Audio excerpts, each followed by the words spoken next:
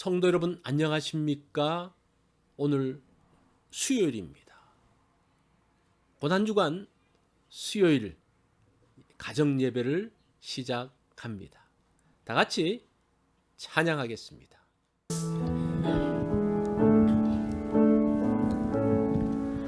주가 보이신 생명의 길, 난 주님과 함께 상한 마음을 들이며 주님 아래 나아가리.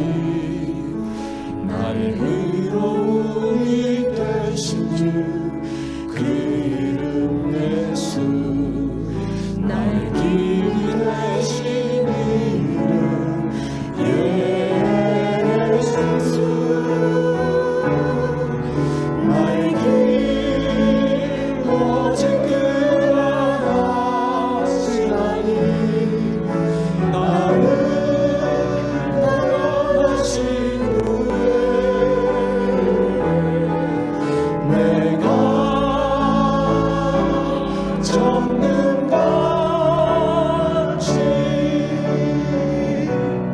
나오리라.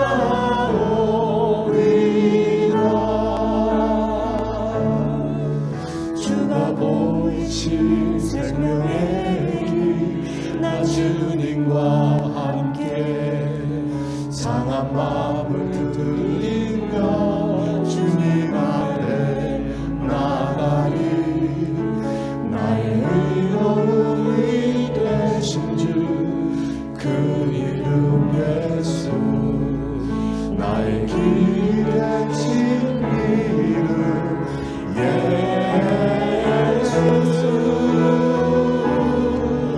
나의 길 오직 그가 하시나니, 나를 걸어가신 후에 내가 정금같이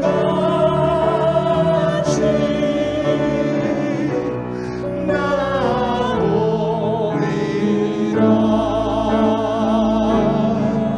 나의 오직 그가 하시나니, 나를 걸어가신 후에 내가 정금같이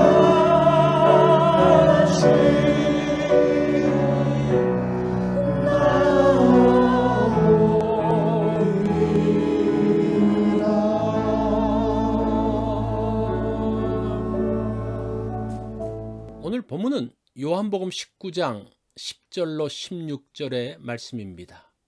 이 말씀 한 절씩 교독합니다. 빌라도가 이르되 내게 말하지 아니하느냐? 내가 너를 놓을 권한도 있고 십자가에 못 박을 권한도 있는 줄 알지 못하느냐? 예수께서 대답하시되 위에서 주지 아니하셨더라면 나를 해할 권한이 없었으리니, 그러므로 나를 내게 넘겨준 자의 죄는 더 크다 하시니라.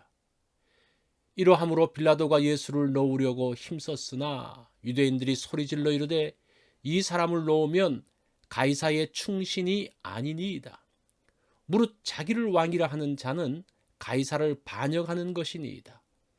빌라도가 이 말을 듣고 예수를 끌고 나가서 돌을 깐 뜰 히브리 말로 가바다에 있는 재판석에 앉아 있더라. 이날은 유월절의 준비일이요 때는 제6시라. 빌라도가 유대인들에게 이르되 보라 너희 왕이로다. 그들이 소리지르되 없이 하소서 없이 하소서, 그를 십자가에 못 박게 하소서. 빌라도가 이르되 내가 너희 왕을 십자가에 못 박으랴?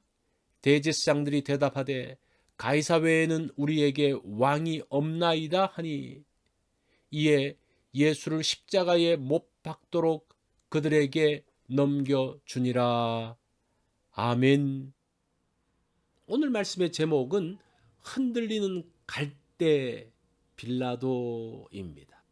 빌라도의 고백이란 연극에서 빌라도가 독백하는 장면이 나옵니다. 정확하게 기억나지는 않지만 이런 내용들입니다. 나는 예수님을 해한 적이 없는데 왜 예배 때마다 고백하는 사도신경에서 본디오 빌라도에게 고난을 받으사 십자가에 못 박혀 죽으시고 라고 합니까? 그러면서 빌라도는 자신의 억울함을 호소했습니다. 빌라도는 유대를 다스리는 로마 총독으로 나름 공평하게 재판을 진행하려고 했습니다. 그러나 순간순간 바뀌는 상황에 영향을 받으면서 그의 마음은 흔들리고 결정이 바뀌어집니다. 빌라도의 모습을 잘 관찰을 해보면 혼돈 가운데 빠졌을 때에 나의 모습을 볼 수가 있습니다. 첫 번째는 인기 영합입니다. 18장 39절 말씀입니다. 6월절이면 내가 너희에게 한 사람을 놓아주는 전례가 있으니 그러면 너희가 내가 유대인의 왕을 너희에게 놓아주기를 원하느냐? 빌라도는 자신이 자비로운 사람으로 보이기를 원했습니다. 그래서 자신이 사람을 풀어줄 수 있는데 너희들의 왕을 풀어줄 수 있다고 제안을 합니다. 이런 빌라도의 자비로운 제안은 역풍을 맞습니다. 유대인들은 강도 바라바를 풀어주고 예수를 죽이라고 합니다.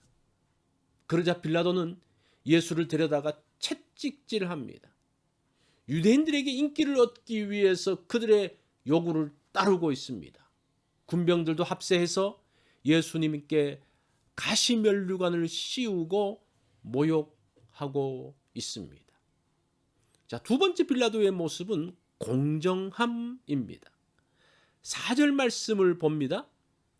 빌라도가 다시 밖에 나가 말하되 보라 이 사람을 데리고 너희에게 나아오니 이는 내가 그에게서 아무 죄도 찾지 못한 것을 너희로 알게 하려 함이로라. 빌라도는 재판관으로 공정한 판결을 하고 싶었습니다. 자신은 공정한 사람인 것을 인정받고 싶어 했습니다. 예수를 신문한 결과 죄가 없다는 확신을 가졌습니다. 그리고 유대인들 앞에서도 담대하게 예수는 죄가 없다라고 이야기를 했습니다. 이런 공정함? 나름대로 공정하려고 노력을 했습니다. 세 번째 상황입니다. 회피입니다. 6절 말씀을 보면 대제사장들과 아랫사람들이 예수를 보고 소리질러 가로되 십자가에 못 박으소서 십자가에 못 박으소서 하는지라. 빌라도가 이르되 너희가 친히 데려다가 십자가에 못 박으라. 나는 그에게서 죄를 찾지 못하였노라고 합니다. 빌라도는 자신의 공정한 재판 결과를 발표했습니다. 그런데 유대인들이 인정하지 않습니다. 계속 예수를 십자가에 못 박으라고 주장만 되풀이합니다.